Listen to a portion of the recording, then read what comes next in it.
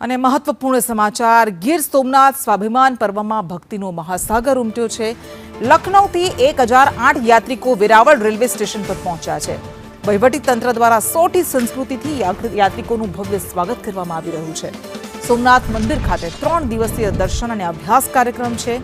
કેન્દ્ર અને રાજ્ય સરકારના સંયુક્ત આયોજનથી આ કાર્યક્રમ મંદિરના ઇતિહાસ અને ધરોહર અંગે માહિતી મેળવવામાં આવશે। આસ્થા અને ગૌરવનું પ્રતીક સોમનાથમાં શ્રદ્ધાળુઓ મોટી સંખ્યામાં ઉમટી રહ્યા છે।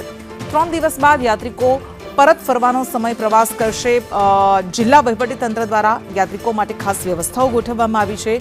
દર્શન, રહેવા, જમવા, પરિવહન સહિતની સુચારુ વ્યવસ્થા ગોઠવાઈ છે।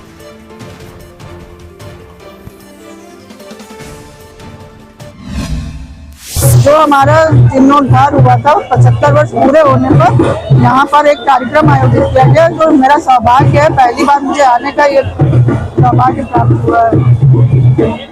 मैं यूपी सरकार और गुजरात सरकार की बहुत आभारी हूँ। मेरा प्रथम दर्शन, प्रथम सौभाग्य होगा जो मुझे यहाँ आने का सौभाग्य प्राप्त हुआ है। वहीवटी तंत्र द्वारा सरस व्यवस्था કરવામાં આવી છે। સૌપ્રથમ એમનું આપણી ગુજરાતી સંસ્કૃતિ મુજબ એમનું સ્વાગત કરવામાં આવ્યું છે અને એમના માટે પર્સનલ લક્ઝરી બસની વ્યવસ્થા કરવામાં આવી છે અને એમને કોઈ પણ પ્રકારની તકલીફ ન પડે એ રીતે એમને રહેવાની તથા આપણા સોમનાથના આજુબાજુના સ્થળોમાં ફરવા માટેની પણ વ્યવસ્થા કરવામાં આવી છે। ये सोमनाथ स्वाभिमान यात्रा जो हमारे सनातन धर्म की एक पहचान है, इसे कई बार कई आक्रांताओं ने उसे विभत्स नष्ट करने की कोशिश की, लेकिन वो आज भी कायम है और उस गौरव गाथा से रूबरू हम लोग होने आए हैं।